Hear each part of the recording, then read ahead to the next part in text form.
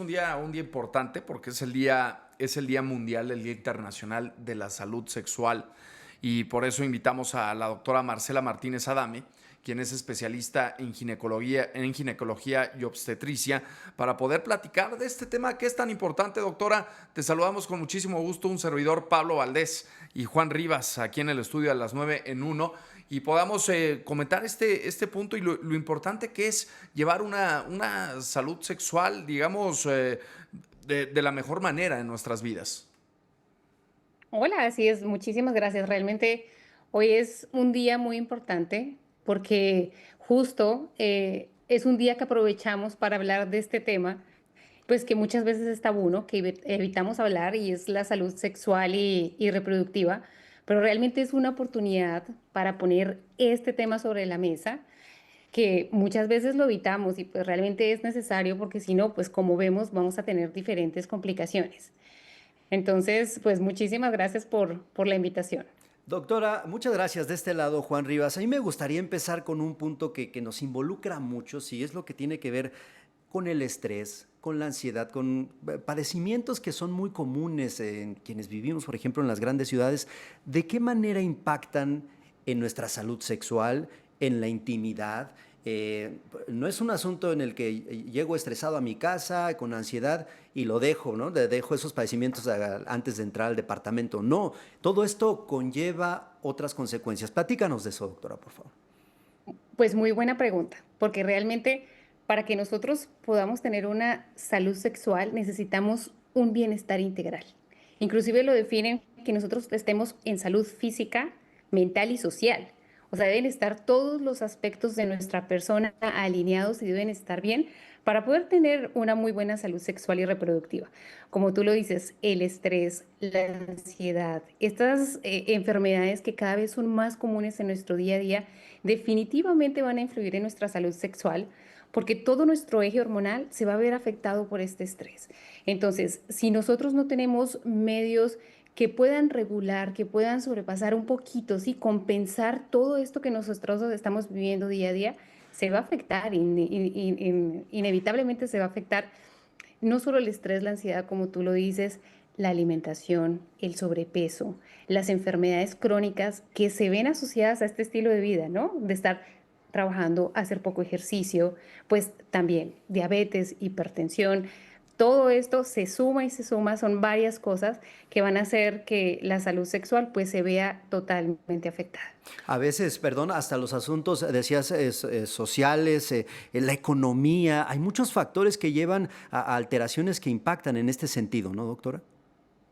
Así es, así es. Cualquier proceso que hace que nosotros estemos como muy activos, como a la defensa, como si estuviéramos en peligro, pues va a activar ese sistema de defensa, de lucha del cuerpo que va a suprimir otros ejes, ¿sí?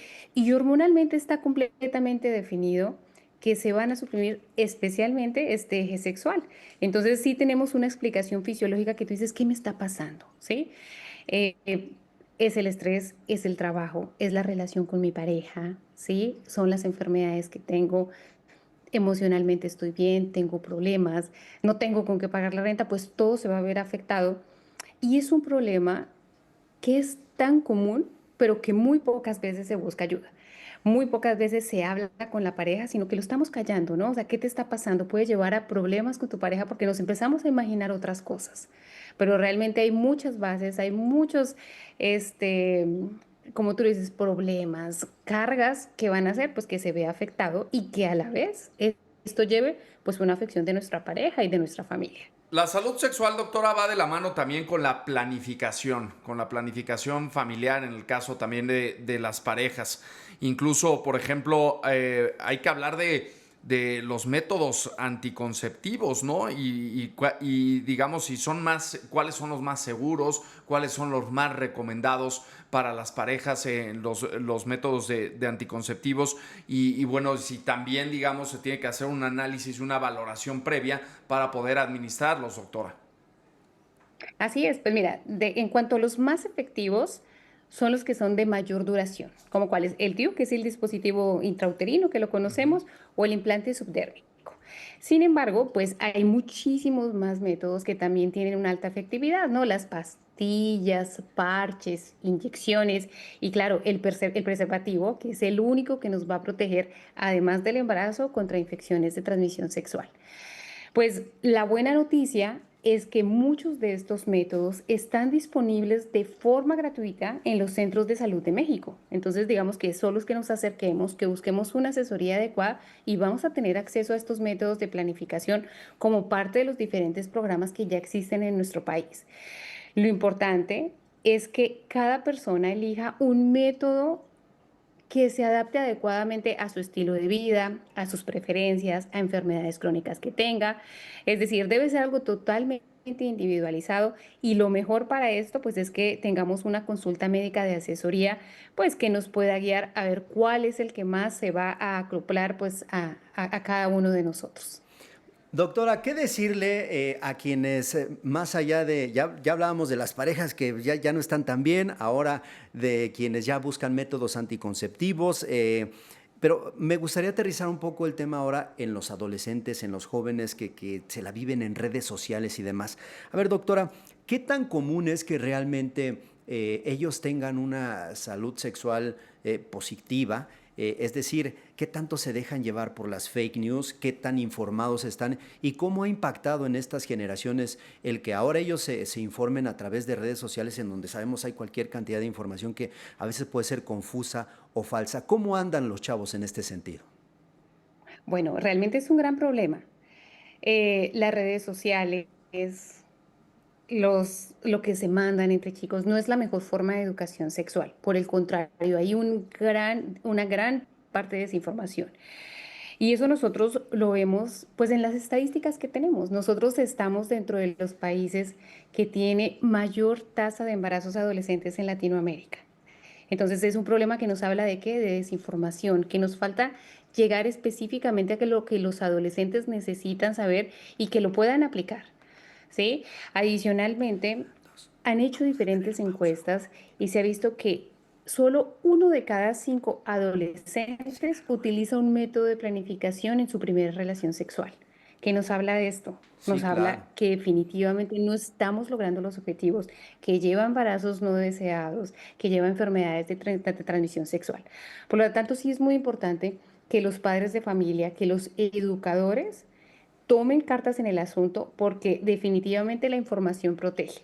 Y se ha visto que entre más temprano o un niño o un adolescente tenga educación sexual, no solo va a disminuir las tasas de embarazos adolescentes no planeados, las infecciones de transmisión sexual, sino que también disminuyen los abusos, ¿sí? Cuando un Ujú. niño tiene educación sexual, conoce su cuerpo, sabe poner límites, reconoce riesgos y ayuda a tomar decisiones responsables. Y muchas veces los padres tienen ese miedo, ¿no? Dicen, no, pero si yo inicio con la educación sexual, hay más riesgo de que inicien una vida sexual temprana. Sin embargo, esto ya está muy bien estudiado y tenemos sustento para decir que, por el contrario, cuando hay una adecuada educación sexual que se inicie desde edades muy tempranas, la tendencia es que se inicie una vida sexual de una forma más tardía y de una forma más responsable y con conocimiento. ¿Desde qué edad es recomendable, doctora, esta educación sexual de la que nos hablas, de la que nos comentas, para que inicien, digamos, tanto niñas como niños? ¿Cuál es la edad recomendable para poder empezar a hablar de estos temas y tocarlos con ellos? No, muy buena pregunta. Realmente no hay así como un punto, ¿no? En el que yo te diga, a partir de esta edad vamos a comenzar a hablar de sexualidad, porque debe empezar desde que son niños, ¿sí? Debe ser una información que debe ir gradual, ¿sí? Irla aumentando poco a poco según la etapa de desarrollo del niño. Por ejemplo, cuando son niños, ¿con qué debemos comenzar?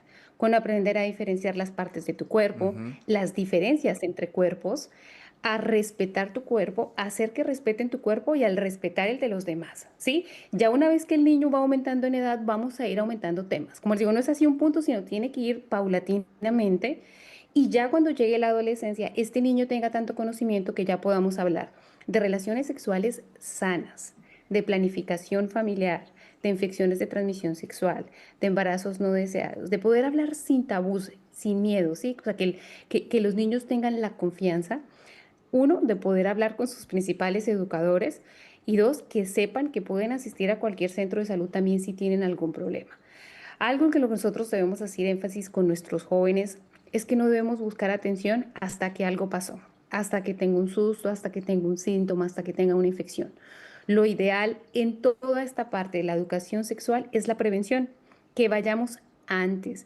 Y muchos padres de familia asisten a la consulta de ginecología para poder abordar estos temas, como, doctora, ¿cómo puedo comenzar a hablar de este tema? ¿Cómo puedo comenzar a hablar de menstruación, de relaciones sexuales, de planificación familiar, de tu cuerpo? Porque es muy difícil para los papás. O sea, es muy fácil que nosotros digamos, sí, edúquenlos, pero no es fácil. Por lo tanto, muchas veces hay que buscar un especialista o informarnos, que los más informados sean los padres para que podamos transmitir y hablar con seguridad y sin miedo de todos estos temas.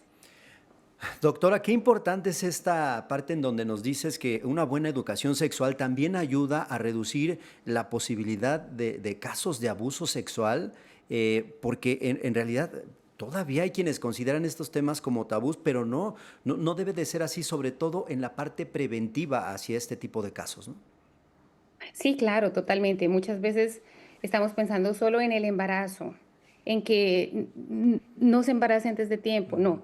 Pero realmente el abuso es un problema grande en nuestro país, en nuestras ciudades, que se ve, que muchas veces se detecta muchos años después de que pasó, ¿sí? ¿Por qué? Porque los jóvenes no hablan, los niños Ujú. no hablan, no tienen miedo, los adultos pues pueden influenciar en sus comportamientos. Entonces, el hecho de que un niño tenga una buena educación sexual definitivamente va a disminuir el riesgo de que pueda estar en riesgo de un abuso. Sí, acabar con esa doble moral, ¿no, doctora? Muchas veces hay papás y mamás que son groseros, son albureros y demás, pero si el niño pregunta algo, uy, no, se paran de pensar, niño cochino, no, O no hable de evadir el eso. tema. O lo evaden, ¿no? Pero qué importante es aterrizarlo, ¿no? Con seguridad y demás. Sí, claro que sí. Yo creo que este es uno de los fines de este día, que es un día mundial, salud sexual, salud reproductiva, que podamos hablar sin miedo, sin tabús, que sepamos que podemos buscar ayuda sin que tampoco sintamos que pueda haber alguna discriminación por parte de los prestadores de salud y que sepamos que la salud sexual es nuestro día a día. O sea, es lo que nos rodea, hace parte de nuestra vida diaria, por lo tanto no es algo que vamos a poder evitar, es algo de lo cual tenemos que hablar, no es fácil, pero se tiene que hacer para evitar pues todas estas complicaciones y todo esto que podemos, todos estos problemas que desencadena la desinformación de la salud sexual y reproductiva. Y los papás, digamos, prepararnos para poder platicar de estos temas a las distintas edades con nuestros hijos. Agradecemos muchísimo, doctora Marcela Martínez Adame, ginecóloga y obstetra, que hayamos podido conversar sobre este tema tan importante. Te deseamos un excelente día. Muchísimas gracias, igual para ustedes. Gracias. Gracias. Qué importante hablar de educación Totalmente. sexual y que no hay una edad para comenzar a hablar del Tiene que ser tema. gradual, o sea, hay que No, ir Gracias. conociendo a nuestros hijos y demás. Qué importante que no les llegue la información, Pablo, por otro lado, porque los niños empiezan a escuchar en la escuela, no sabes quiénes son los papás de los otros niños, cómo abordan el tema, se hace una cadena de teléfono descompuesto en donde lo mejor es romper esa comunicación y desde casa, a ver, hablarles así y así y así, de una manera, pues, con sustento, con esta transparencia y demás, y olvidarnos de que es un tema tabú, ¿no? porque aparte les generas confianza y en Sí, el claro. momento de que tú tocas esos temas como papá con ellos, abres esa puerta y abres esa entrada para poder hablar de estos temas, les generas confianza y tienen comunicación contigo sobre los distintos temas. Es muy, muy, Mira, muy importante. tenemos Sí, amigos sí. que no son papás y a veces creen que ser papá, ay, lo difícil es comprar pañales y demás. No, hombre. Esa es una parte. El problema es la educación en todos los sentidos y temas como este, ni se diga, ¿no? Qué mejor que ir aprendiendo para poderles transmitir algo diferente.